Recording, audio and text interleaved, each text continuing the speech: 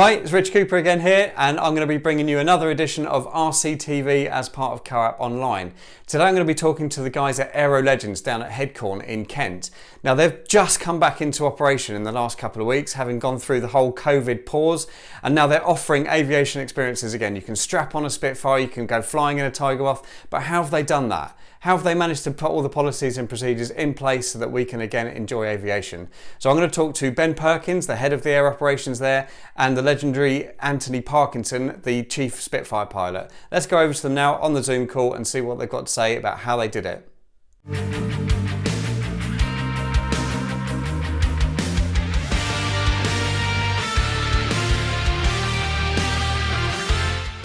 So joining me now is Ben and Parky from the AeroLegends setup in Kent. So thanks for coming on board, guys, and very much looking forward to hearing how you've battled through the COVID situation we're at now to start operations again. So Ben, tell us a little about AeroLegends and what you do and how you do it. Yeah, so we're a Kent-based, well, no longer just Kent-based with Northampton and North Weald, but we're a flight experience company offering flights on anything from a Tiger Moth up to parachuting services on our C-47, which you know a thing or two about, Rich. Yeah. And Spitfire flights primarily, which is where Parky comes in. Fantastic. So Parky, you've got a long affiliation with all things Royal Air Force and fighters and Spitfires now as well. So tell us a little bit about yourself. Yeah, 35 years man and boy in the RAF. And, and I'm blessed with eternal youth, which is very lucky. So my last sort of job in the RAF was the Battle of Britain Memorial flight. So, I got my hands on the Spitfires of that flight, and I met Ben's dad, Keith, sort of in the fledgling AeroLegends. They had the single-seater TD314. And the first experiences we did was Ben and I sort of introducing people to the single-seater fly-widths, flying alongside other aircraft, getting them to photograph you. Yeah. AeroLegends then had a beautiful two-seater built, NH341 Elizabeth. And I was, lucky enough sort of early in sort of 17 to get my hands on there and fly really, I guess, 17, 19, sort of nearly 3.5 years we've been flying Elizabeth. So fabulous. I absolutely love it. It's we can chat about the COVID, how it's hit us, but it's wonderful. You introduce people to, in my opinion, the finest aircraft ever built. It's an easy stuff. Absolutely. Yeah, no, that's awesome. So how many hours do you have on the Spit now, Parky? I think, I did my logbook, actually got 14 hours in June. Oh, well. Yeah. Not that I'm a sad little logbook dweeb, but I think it must be about 1,070, something like that. Fantastic. What a way to navigate the heavens, in a Spitfire. Awesome stuff. That's wonderful, yeah. So Ben, obviously AeroLegends is an amazing setup within Headcorn Aerodrome. It allows people to come and experience history and aviation and the whole flight experience there. And you were very much on the cusp of some brand new development of operations as well. Then COVID hit. So when did that become a real issue for you, and how did it impact you? Well, we're a seasonal business, as you probably know. Over the winter, we kind of strategize and build and invest quite heavily into the aircraft. So we were just about to get going this year and then stopped. So we'd done all of the prep work. The two-seater had a new propeller, new engine. We've had a lot of work onto the DC-3s, which we were going to be really focusing our efforts around this year. And we also were fitting new engines to other aircraft as well. So all winter we were investing in the aircraft. And there was an abrupt stop when it all started becoming quite real. Was that February time? When did it hit? Yeah, February it starts coming into the radar, doesn't it? And then by March, we're making some quite key decisions to just keep the business going, making sure that we have a business to come back to. And what did you do to tick it over? Well, things like just minimising our expenditure on the aircraft, so making sure that they're hanging in the right places. Like any airline have done, you'll see, BA have laid their aircraft up at every cheap airfield in the UK. We were making sure that we didn't have huge expenditure on insurance, so our insurance brokers were very helpful. That's good. And just making sure that we were focusing our efforts in the right place. And we've got to remember that it's not just our business that we're protecting, it's the customers who'd booked experiences with us. Yeah, good point. Yeah. Sure we're looking after their hard-earned money and making sure that we're in a good place to be able to recover and make sure that we can deliver their experience, which, was, I think, primarily absolute our kind of foremost attention at that time, making sure that we were in a position at some point this year to come back and fly our customers. And absolutely, I think we've been very pleased, and we've made all the right calls at the right time. Very proud of everyone on the team to have helped out where they can and made sure that we're in a good position to do so. So, when it came back to it, we almost hit the ground running, and we're really able to get going, get people flying straight away.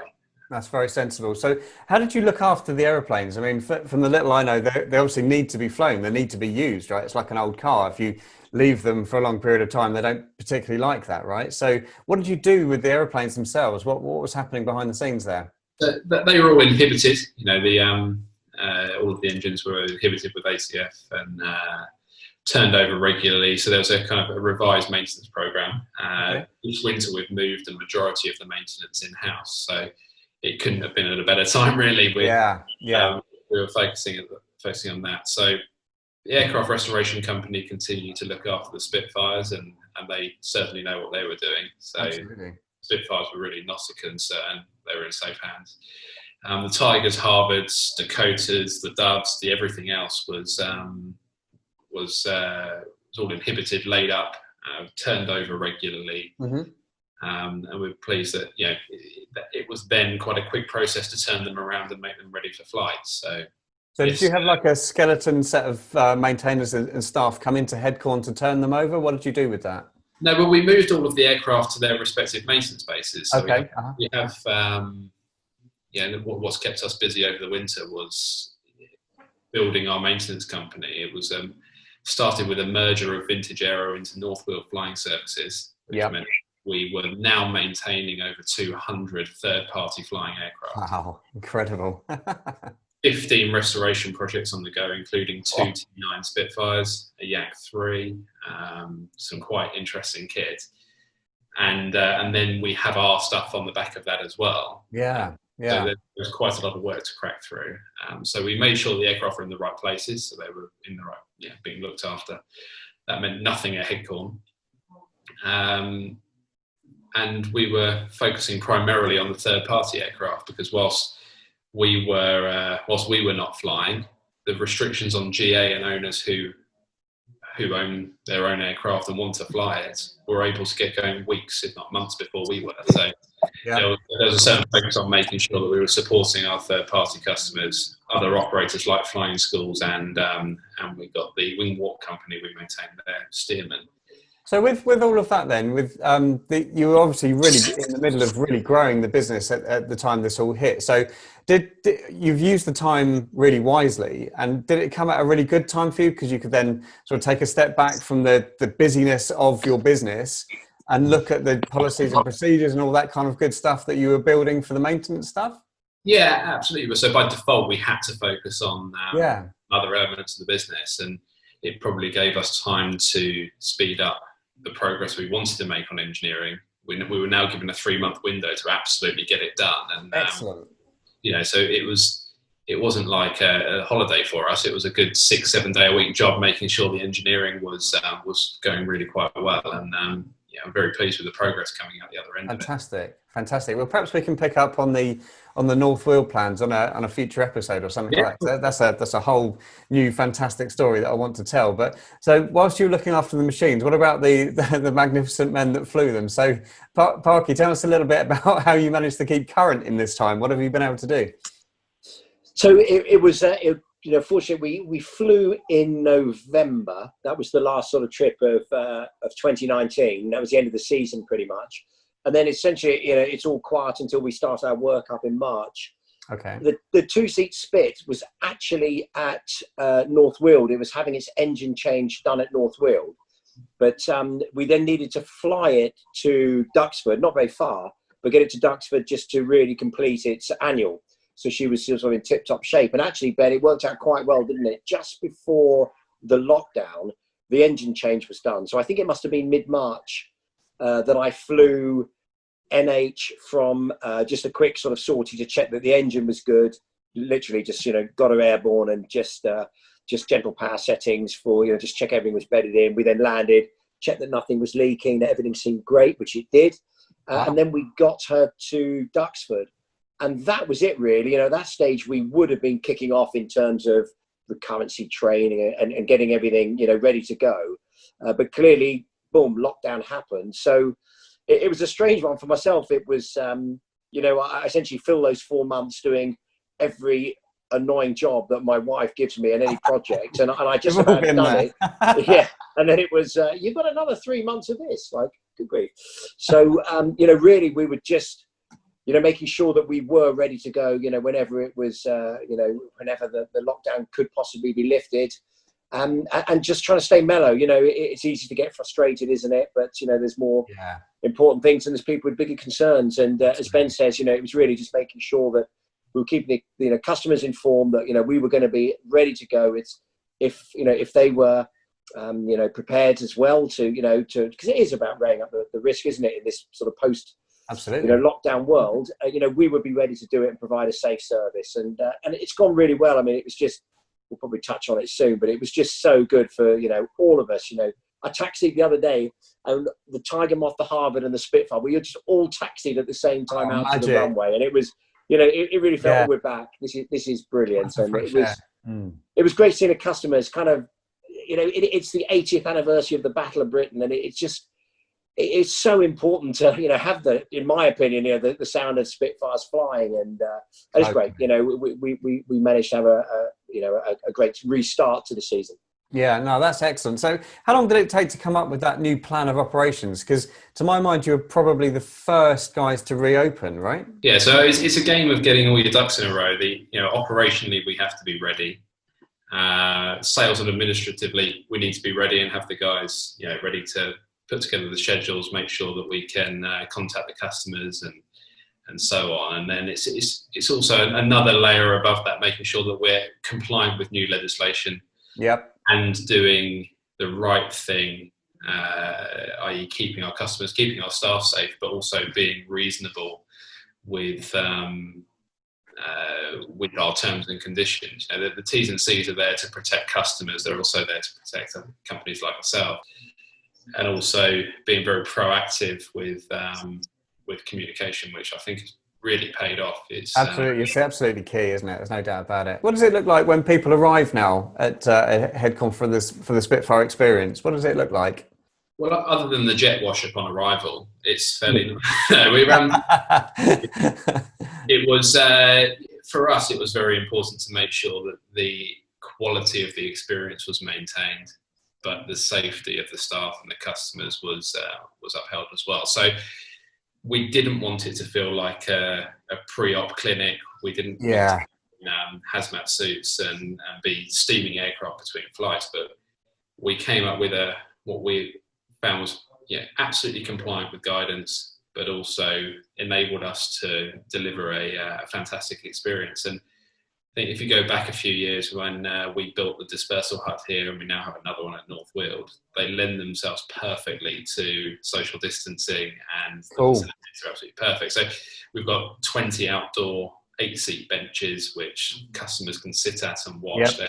They're no further than 20 metres away from the main runway down here at Headcorn. So the only real difference that we had was obviously an updated hygiene policy.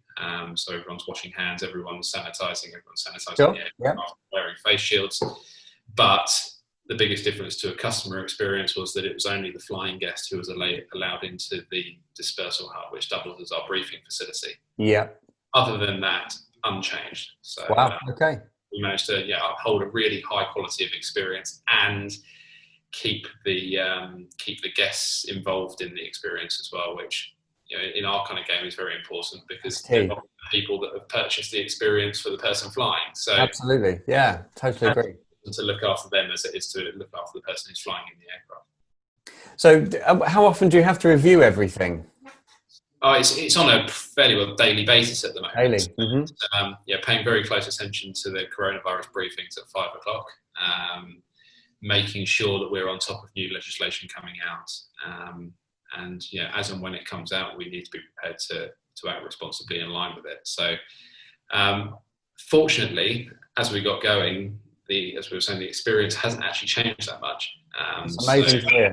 So from here on, the only thing we're really waiting for is when we can start operating the other kind of aircraft, i.e. the Dakotas, the Doves, where we have multiple occupants on board the aircraft and social distancing just can't be maintained. Yeah, of course, yeah.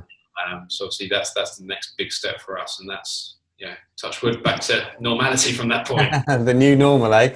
So, Parky, what's next in terms of ramping things up from your point of view, from the aircrew's point of view? Yeah, so it's we're all set essentially, with the Spitfire that's running beautifully to fly 6 a day is our norm. Wow. Ben sorted some formation flights, so that's 2 Spitfires. We'll be using Boltby's Gilda with Elizabeth, so that adds another dimension to the flying for the customers when we can, 2 families or 2 members of a family that are in, separate Spitfires flying on each other's wing. In terms of the SSAC, which is the 2-seat Spitfire, it's really what we did last year, formation work and obviously providing that service with a hope that, maybe, prior to the end of the season, we can do some fly withs, because we've, got some very patient customers, also including my father-in-law. Oh, nice. Who's 95 now. We got him a for his 95th birthday, and we're just dead keen, and he's dead keen to jump into Devon and fly. So, we've told him he can hang on another few more years. That's it really. It's just and hoping that the customers are will be willing to come in these strange times, because it still is a cracking experience. Definitely, we were concerned, will the experience have been diminished, and in a way it's almost, you somehow get that Battle of Britain Bulldog spirit, and some of the guys that have driven down, and it was just wonderful to get the Spitfire airborne in this 80th anniversary. Fantastic. Now that's really good to hear. So what a great way to blow out the COVID cobwebs, eh? But exactly, yeah. In a Spitfire, brilliant stuff. So obviously, was it last weekend or the weekend before? So late June, you would have had an air show, right? Yeah. Yeah. So where's that at now? How's that all sitting with you now? The plans are obviously moved to September. So tell me a little bit about where that's sitting with you. We, I think, made the bold decision at the time to move or postpone the show to a later which was, unfortunately, for a lot of shows, the easier thing to do was to cancel and move to a following year. Yeah. At the time, it was I suppose, an educated guess at what may happen and how the guidance is going to change. Fortunately, we've been able to sit pretty much on the plan that Boris set out a few months ago now. So that's amazing. Yeah, well done. Keeping that in mind. And you're still sane. Amazing. Yeah. Well. Yeah. So keeping that in mind, we're very confident now the show's going to go ahead.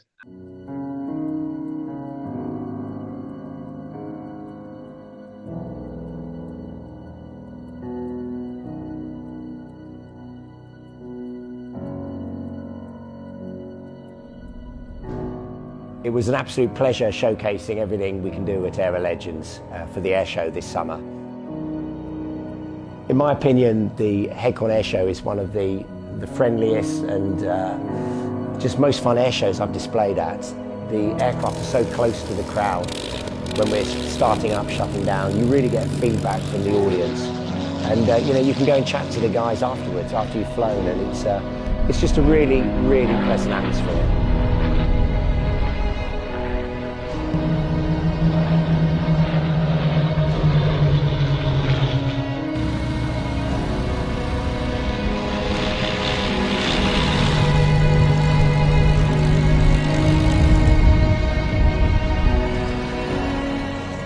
We have such a great selection of aircraft here at AeroLegends, and the air show allows us to showcase all the types. So from the Tiger Moth, the Harvard, the Spitfire, all these aircraft, will fly you in, and it's just so brilliant to introduce people to these aircraft.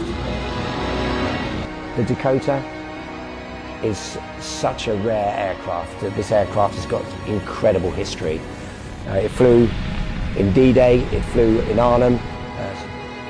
To see the aircraft drop paratroopers in sticks of 6 is just that's the first time I've seen that happen in 20 years. What do you think it'll look like? Bigger. So wider, spread out more. we've had a summer of no outdoor events, and I think everyone's got a little bit stir crazy. That's fairly well backed up by the fact that Headcorn Aerodrome have opened the parking field down here. So for keen photographers like yourself, right, they're able. This is their first taste of aviation photography after 3 months. So there's quite a few of them here, and seeing how busy that field gets. Everyone's being responsible maintaining their social distance, but you can see we can get on a normal operating day for ourselves 2,000 people in one event field. Yeah. Whilst maintaining social distance, well, provided we can keep that ethos, make the showground bigger, is actually we can have a very big show with a lot of aerial assets, and I feel a really good turnout when people are, I feel quite deprived of an outdoor events. They'll be really quite looking forward to doing something that feels normal or like a new normal again. Yeah, fantastic. So it's quite unique dynamic, isn't it? Because you've got the airplanes and you've got the airfield and you're your own boss and you're already running. So yeah, I'm confident that you'll be able to pull it off. If anyone can, you guys can. That's for sure. Thank you. Stuff. But the next big challenge is that a lot of the display aircraft have been laid up for the year. Yes. So we're going, what are we going to have now? Now we're fortunate that everything on our fleet will be up and running. So we've got a good fleet of 20-odd aircraft that we can include in a pretty dynamic display. But in a way, I think we're kind of known for coming up with a creative solution to problems. And it's, well, if we can't have the normal aircraft, then what can we have? Yeah. So we're looking further afield at different display acts that we probably wouldn't have into, which in many ways can be used to come up with a much more interesting show, or at least different show to what we've put on in the past. Fantastic. Well, we all very much look forward to it, and thank you for your efforts as well to return aviation to us guys as professionally and as quickly as you guys have. Well done. Yeah, excellent. Thank you. Thank you. Cheers. Well, our sincere thanks to Parky and to Ben there. An amazing insight into how they've managed to keep operations going during this period and then firing them back up again. I certainly can't wait to hear the Merlins and the Griffin engines being fired up again as we blow away those COVID cobwebs. Look forward to the next episode. Catch you soon.